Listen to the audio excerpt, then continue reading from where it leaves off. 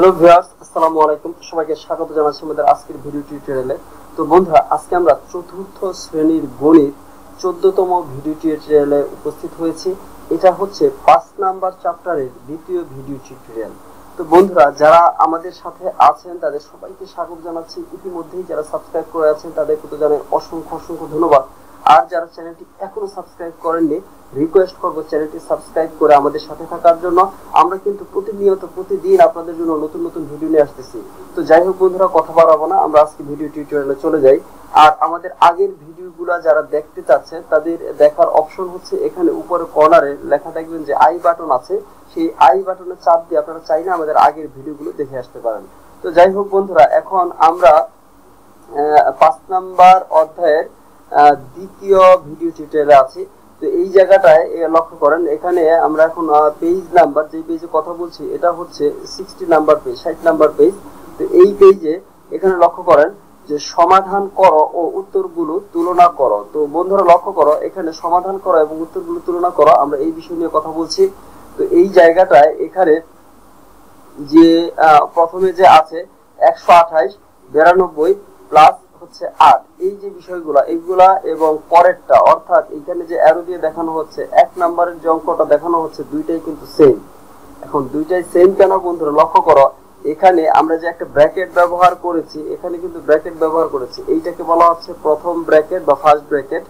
তো এই যে ব্র্যাকেট ব্যবহার করেছি, তো ব্র্যাকেট ব্যবহার করার কারণে এই ব্র্যাকেট ব্যবহার করার অর্থটা হচ্ছে যে ব্র্যাকেটের ভিতরে যে অংশটুকু থাকবে সেই কাজটা আগে করতে হবে। ব্র্যাকেট থাকার অর্থ হচ্ছে এই ব্র্যাকেটটাকে বলা হয় প্রথম ব্র্যাকেট, এবং এর ভিতরে আমাদের গাণিতিক নিয়মে যে অংশগুলো আগে থাকবে, মানে ভিতরে থাকবে, এর ভিতরে যেগুলো থাকবে ব্র্যাকেটের ভিতরে সেই কাজটুকু আগে করতে হয়। এটা হচ্ছে নিয়ম বন্ধুরা। এখন আমাদের এই জায়গাটায় 1 নম্বরের যে অংশগুলো আছে ভিতরে দুইটা অংশ, এই দুইটা অংশের কিন্তু রেজাল্ট সেমই হবে। কারণ কি বন্ধুরা লক্ষ্য করো, সেম হবে এই জন্য যে এখানে যেহেতু সবগুলাই হচ্ছে যোগ চিহ্ন, এই জন্য আমাদের চিহ্নের কোনো সমস্যা হবে না। সবগুলো যদি যোগ চিহ্ন এবং সবগুলো যদি গুণ চিহ্ন থাকে কোনো গাণিতিক রাশির ভিতরে, তাহলে কিন্তু আমাদের এই ব্র্যাকেট চিহ্ন যদি দেই তাহলেও যা হবে, ব্র্যাকেট চিহ্ন না দিলেও তাই হবে। এই হচ্ছে বন্ধুরা বিষয়। তো যাই হোক, আমরা এখন পরের আলোচনায় চলে যাই। তো এখন পরে যে 3 নাম্বার যেটুকু আছে বন্ধুরা লক্ষ্য করো, 3 নাম্বারে কিন্তু আমাদের এই ব্র্যাকেট দিলে হবে, ব্র্যাকেট যে আমরা দিয়েছি ব্র্যাকেট দিয়ে, এবং এখানে কিন্তু মাইনাস সাইন উপরেও আছে এখানেও আছে, আর এখানে এটা মাইনাস আছে পরে কিন্তু প্লাস করে দিয়েছে। তার মানে মাইনাস ব্র্যাকেট দিয়েছি, উপরের যে লেখাটা, উপরের যে এই লেখাটা, এইটা যা এইটাও সেম লেখা, অর্থাৎ আমাদের ফলাফল দুইটা কিন্তু সেম আসবে।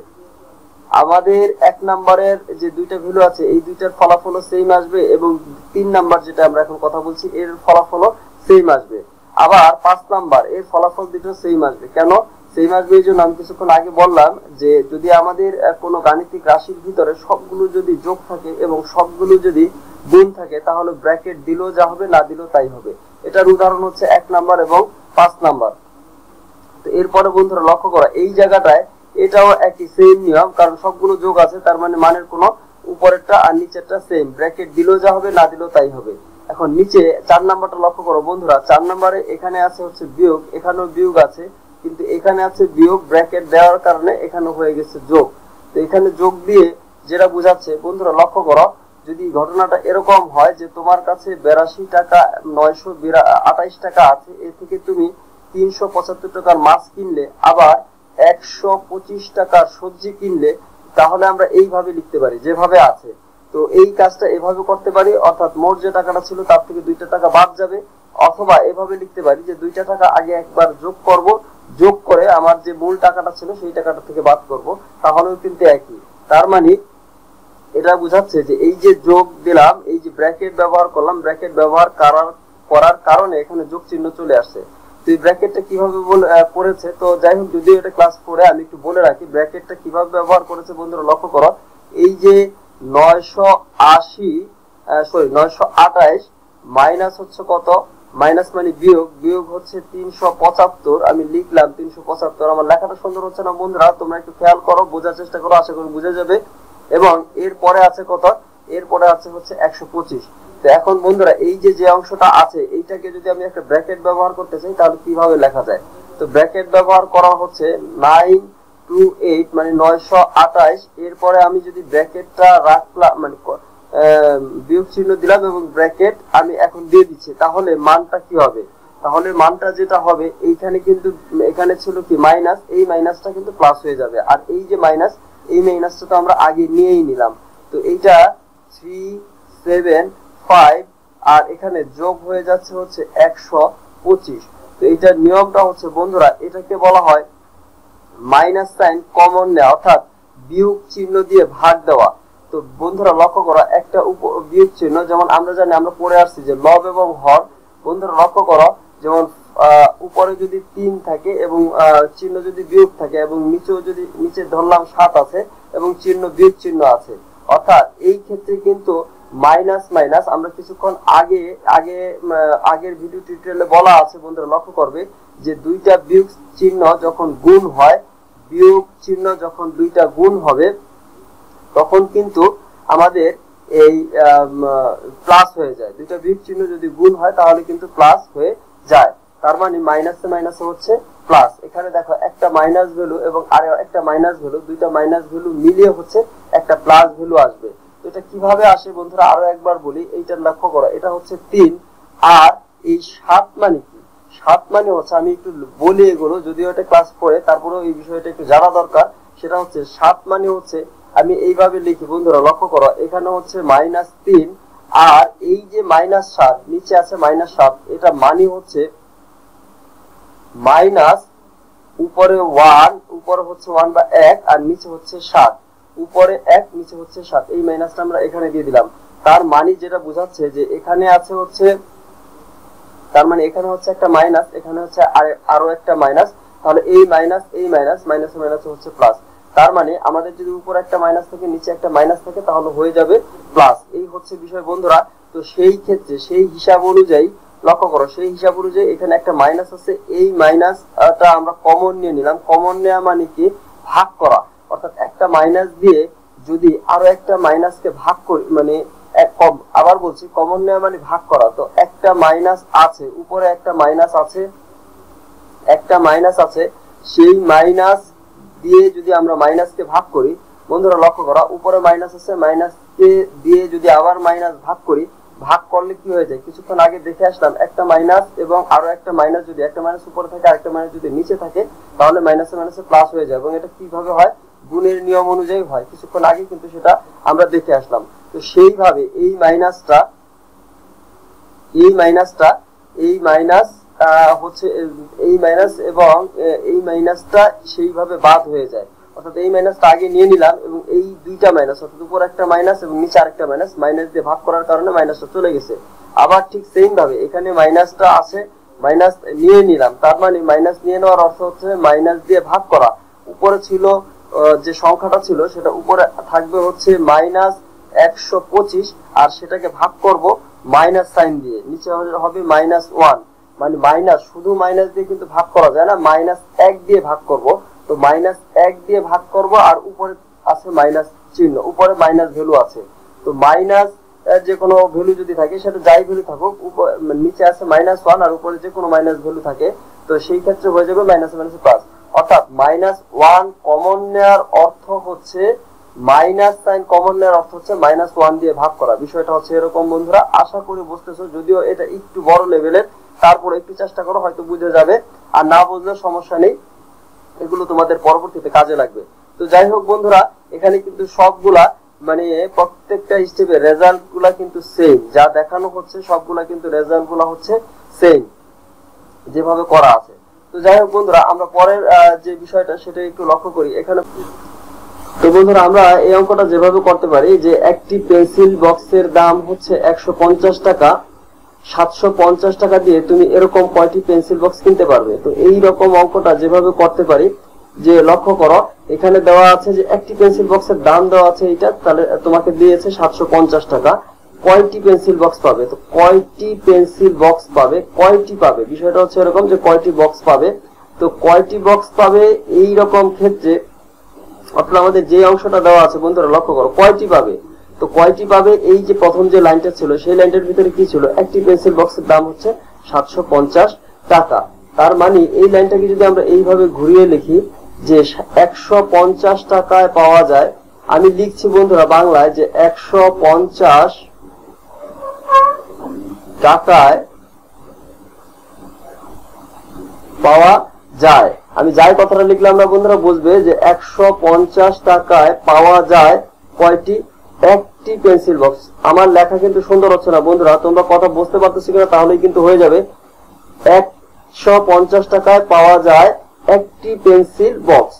অতএব এটা এই তিনটা চিহ্ন হচ্ছে অতএব। অতএব 1 টাকায় পাওয়া যাবে বন্ধুরা, লক্ষ্য করো, 150 টাকায় পাওয়া যাবে একটি পেন্সিল বক্স। অর্থাৎ 1 টাকায় নিশ্চয়ই তার থেকে কম পাওয়া যাবে। তো কম হলে সিস্টেমটা হচ্ছে এই, আমি যে অঙ্কটা করতেছি এটাকে বলা হয় ঐকিক নিয়ম, এবং ঐকিক নিয়ম কিন্তু তোমাদের জানতে হবে। এই জন্য আমি ঐকিক নিয়মটা বুঝাচ্ছি এখানে।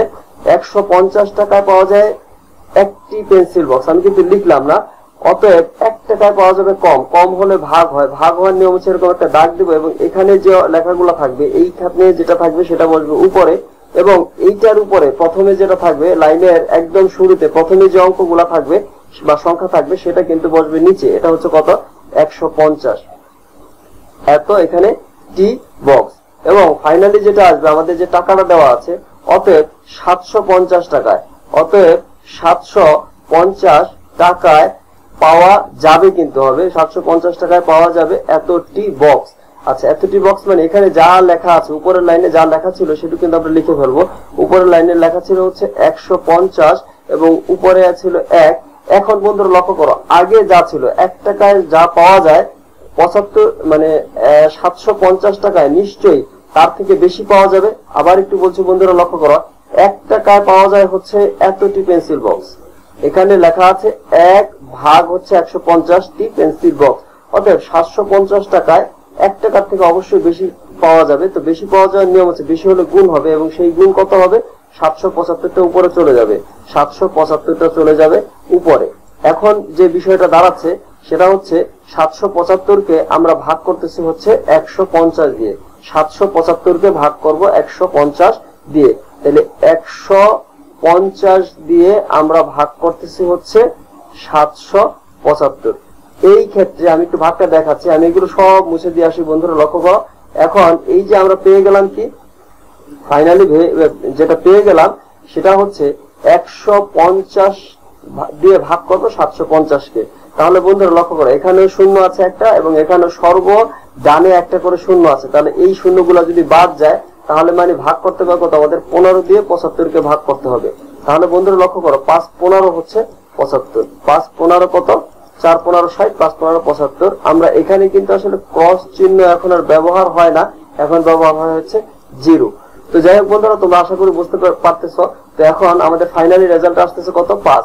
এবং আমাদের এইখানে যেভাবে দেখেছে, আমাদের এইখানে কিন্তু এই অঙ্কগুলো করতে হবে না, বোঝার জন্য আমি দেখালাম, কিন্তু তোমাদের সামনে এই অঙ্কগুলো আছে, অতএব এই ক্ষেত্রে এই অঙ্কগুলো লাগবে। তার মানে এই জায়গাটায় উপরে যে লাইনটা ছিল এটা আমরা এই বক্সের ভিতরে লিখবো 750কে আমরা ভাগ করব হচ্ছে কত দিয়ে?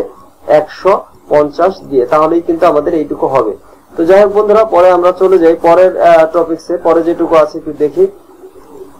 পরের যেটা আছে সেটা হচ্ছে কি, একটি বক্সে 100 টাকা দামের একটি ব্যাট এবং 50 টাকা দামের একটি বল রয়েছে।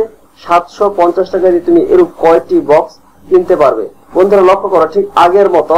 তাইলে কয়টি বক্স কিনতে পারবে? এখানে কয়টি বক্স চেয়েছে, আর এখানে বলে দিয়েছিল যে একটি বক্সের দাম এত টাকা।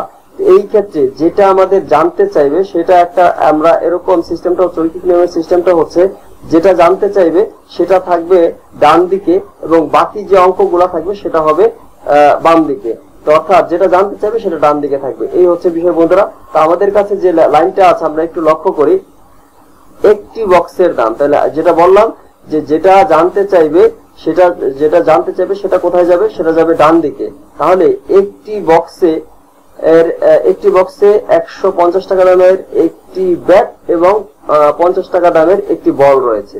তাহলে এরূপ 750 টাকা দিয়ে, তাহলে আমরা এই কথাটা লিখতে পারি যে 150 টাকায়, 150 টাকায় কেন বন্ধুরা লক্ষ্য করো, 150 হচ্ছে এই জন্য এই যে এখানে আছে 100 টাকা আর এখানে আছে 50 টাকা, তাহলে 150 টাকায় আগের মতো আমরা করতেছি বন্ধুরা।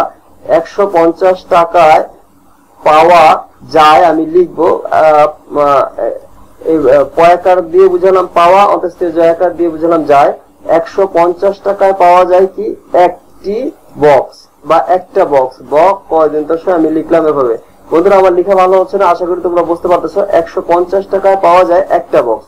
আচ্ছা, তারপরে অতএব আগের মতো, অতএব 1 টাকায় পাওয়া যায় তার থেকে কি কম বক্স, কম হলে ভাগ। 1 টাকায় পাওয়া যাবে, 150 টাকায় যা পাওয়া যায় 1 টাকায় নিশ্চয়ই তার থেকে কম যায়, তো কম পাওয়া গেলে হচ্ছে ভাগ। ভাগের নিয়ম হচ্ছে এই যে 1 আছে, একটা উপরে থাকবে, আর এইখানে যে 150 আছে 150 চলে যাবে কোথায়, নিচে। এরপরে যেটুকু আছে আমাদের আবার বলে দিয়েছিল কত, 750 টাকা, ঠিক আগের মতো সেম। তাহলে 750 টাকায় পাওয়া যাবে আগের মতো। বন্ধুরা লক্ষ্য করো, 750 টাকায় যাবে, উপরের লাইনে যা ছিল ঠিক সেম হুবহু আমরা লিখে ফেলবো। এরপরে 750 টাকায় 1 টাকায় যা পাওয়া যাবে 750 টাকা তার থেকে বেশি পাওয়া যাবে, এই জন্য গুণ হয়ে 750 উপরে হবে। এখন বন্ধুরা লক্ষ্য করো, এই শূন্য আর এই শূন্য কাটাকাটি যায় আগের মতো। 15 দিয়ে যদি ভাগ করি, 5 15 হচ্ছে 75, তার মানে আমাদের ভাগফলটা আসতেছে কত, 75। তো এই যে আমরা এখানে করলাম এই অঙ্কটা আমরা এখন এখানে দেখতে পারি। আমাদের এই গাণিতিক বাক্য কিভাবে হবে সেটা লক্ষ্য করো। এখানে আমরা যে কাজটুকু করতে পারি যে 750 কে আমরা ভাগ করব, 750 কে আমরা ভাগ করব। তো বন্ধুরা কত কত দিয়ে ভাগ করব, ভাগ করব হচ্ছে একটা হচ্ছে 100 হবে, আরেকটা হচ্ছে 50 হবে। কারণ একটা বক্সের ভিতরে আছে 100 টাকা দামের হচ্ছে একটা ব্যাট, আর 50 টাকা দামের হচ্ছে একটা বল, এই দুটো যোগ হবে। তার মানে 750 কে আমরা এখানে 150 দিয়ে ভাগ করা হলো। এই বাক্যটা এভাবে আমরা লিখতে পারি। তো যাই হোক বন্ধুরা, আমরা পরের অংশটি দেখবো। তো পরে লক্ষ্য করো, এই জায়গাটায় যেটা বলেছে, নিচের গাণিতিক বাক্যগুলোর জন্য নিজের মতো করে গল্প তৈরি করো এবং সমস্যাগুলো সমাধান করো। তো বন্ধুরা লক্ষ্য করো, এখানে দেওয়া আছে তিনটাই কিন্তু যোগ, একটা সংখ্যা আছে এবং সাথে যোগ দিয়ে এবং আরো একটা সংখ্যা আছে, সেগুলো ব্র্যাকেটের ভিতরে আছে। তো এই কথাটা আমরা এভাবে লিখতে পারি যে তোমার কাছে আছে 200 টাকা এবং তোমার মা তোমাকে দিল আরো 150 টাকা এবং তোমার আব্বু তোমাকে দিল আরো 70 টাকা, তাহলে তোমার কাছে কত টাকা হলো। এভাবে লিখতে পারি যে তোমার কাছে আছে 200 টাকা, তোমার মা তোমাকে দিল 150 টাকা, তোমার বাবা তোমাকে দিল 70 টাকা, তাহলে তোমার কাছে কত টাকা হলো। এইভাবে আমরা এই বাক্যটা লিখতে পারি।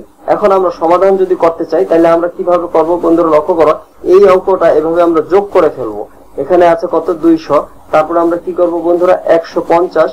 আচ্ছা লক্ষ্য করো, 150 এবং 70 এই কাজটা আগে করব। কেন আগে করব, কারণ ব্র্যাকেটের ভিতরে আছে এই জন্য এই কাজটা আগে করব। অর্থাৎ 150 আর হচ্ছে 70, 150 আর 70 কত হয় বন্ধুরা লক্ষ্য করো, 0 0 0, 7 5 12, 12 এর 2, হাতে হচ্ছে 1 আর 1 এ 2, তার মানে এই হচ্ছে 200 আর এইটুকু হবে 220। এটা হবে কত, 220। এখন বন্ধুরা 220 এর সাথে আবার 200 কিন্তু যোগ হবে। 200 যদি যোগ হয় তাহলে 0 0 হচ্ছে 0, 0 আর 2 হচ্ছে 2, 2 দুগুণে হচ্ছে 4, তার মানে 420। তাহলে রেজাল্টটা পাচ্ছি কত, 420। আশা করি বন্ধুরা বুঝতে পারতেছো। তার মানে এইখানে রেজাল্টটা হবে 420, রেজাল্টটা কত হবে, 420। আচ্ছা, এর পরের অঙ্কটা দেখি বন্ধুরা লক্ষ্য করো। পরে যেটা হবে, পরে এখানে হচ্ছে বক্স 100 আর বিয়োগ এবং এখানে আছে ব্র্যাকেটের ভিতরে আছে 10 যোগ হচ্ছে 60, তার মানে ব্র্যাকেটে যেটা আছে সেটা আগে করব। তার মানে 60 আর 10 70, তার মানে 100 থেকে যদি 70 চলে যায় তাহলে থাকবে হচ্ছে কত, 30। এখন এখানে কিভাবে বলতে পারি আমরা সেটা একটু বলছি। এখানে যেভাবে হতে পারে যে তোমার কাছে 100 টাকা আছে, এইভাবে বলতে পারি যে তোমার কাছে 100 টাকা আছে, তুমি তোমার ছোট বোনকে 10 টাকা দিলে এবং তোমার ভাইয়াকে 60 টাকা দিলে, তাহলে তোমার কত টাকা আছে, এভাবে বলতে পারি। আবারও বলছি বন্ধুরা কিভাবে হতে পারে প্রশ্নটা, যে তোমার কাছে 100 টাকা আছে, তোমার ছোট বোনকে তুমি 10 টাকা দিলে এবং তোমার ভাইয়াকে তুমি 60 টাকা দিলে, এখন তোমার কাছে কত টাকা আছে। তো এইটা এভাবে হবে এবং হতে পারে। তো তোমরাও অনেক ভাবে সাজাতে পারো কথাটা। তো যাই হোক বন্ধুরা, আমাদের এই ভিডিওটি আর দীর্ঘায়িত করবো না, আমরা পরবর্তী ভিডিও নিয়ে খুব শীঘ্রই হাজির হব। আর ইতিমধ্যেই যারা আমাদের চ্যানেলটি সাবস্ক্রাইব করে আছো তাদেরকে তো জানাই অসংখ্য ধন্যবাদ। আর যারা চ্যানেলটি এখনো সাবস্ক্রাইব করনি তাদেরকে আমি একটু রিকোয়েস্ট করবো চ্যানেলটি সাবস্ক্রাইব করে আমাদের সাথে থাকো। আমরা কিন্তু পরবর্তী ভিডিও নিয়ে আসতেছি। তো বন্ধুরা, এই চ্যাপ্টারটি শেষ হলে কোন চ্যাপ্টারটা করলে তোমাদের জন্য সুবিধা হয় সেটুকু যদি আমাদের কমেন্ট বক্সে লিখে জানাও তাহলে আমরা সেই চ্যাপ্টারটি দিয়ে শুরু করব, অথবা তোমাদের রিকোয়ারমেন্ট যদি কোনো ভিডিও থাকে আমাদেরকে সেইটিকে জানাবে, তাহলে আমরা সেই অনুযায়ী কাজ করব। তো যাই হোক বন্ধুরা, তোমাদের সকলের সুস্বাস্থ্য কামনা করে এখনকার মতো বিদায় নিব। বন্ধুরা ভালো থাকবে। আসসালামু আলাইকুম ওয়া রাহমাতুল্লাহি ওয়া বারাকাতুহু।